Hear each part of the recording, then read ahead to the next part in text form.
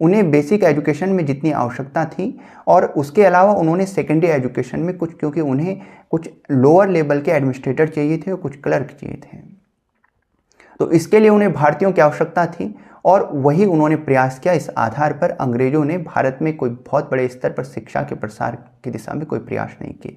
उन्हें प्रयास करने की आवश्यकता भी नहीं थी, क्योंकि वे भारत की उन्नति के लिए, भारत के विकास के लिए, उसकी समृद्धि के लिए तो यहाँ थे नहीं।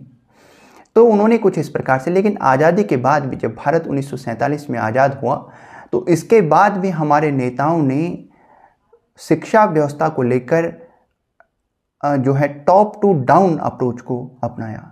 यानी यहाँ पर उन्होंने जिस अप्रोच को अपनाने की कोशिश की, वहाँ उन्होंने IIT, IIM और इस तरह के उच्च स्तरीय संस्थान को बनाने की कोशिश तो की, लेकिन बेसिक शिक्षा की जो आवश्यकता थी उसे उतने बड़े स्तर पर प्रोत्साहन न मिल सका। उसे जिस स्तर पर प्रोत्साहन मिलना चाहिए था, मूलभूत शिक्षा को, प्राइमरी शिक्षा को जिस तरह से प्रसार मिलना चाहिए था, वो नहीं मिला। और इसी वजह से भारत की जो साक्षरता दर थी वो इतनी अच्छी ना हो सकी, कभी लोगों तक शिक्षा का उतने बड़े स्तर तक प्रसार ना हो सका। तो स्किल डेवलपमेंट की बात तो बहुत दूर थी।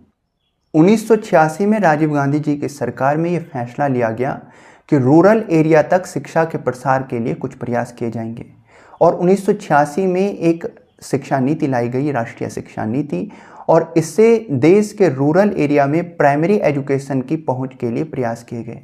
1986 में प्रयास किया गया राजीव गांधी जी के कार्यकाल में। 1990 के बाद भारत की सरकारों की तरफ से कुछ प्रयास किए जाने लगे प्राइमरी एजुकेशन के प्रसार को लेकर। यानी आप अनुमान लगा सकते हैं कि भारत की सरकारों को दशकों लग गए बेसिक एजुकेशन के महत्व को समझने के लिए, और चीन ये कार्य बहुत पूर्व में कर चुका था। तो अगर आप जानें तो RT यानी राइट टू एजुकेशन 2009 में भारत में लागू किया गया।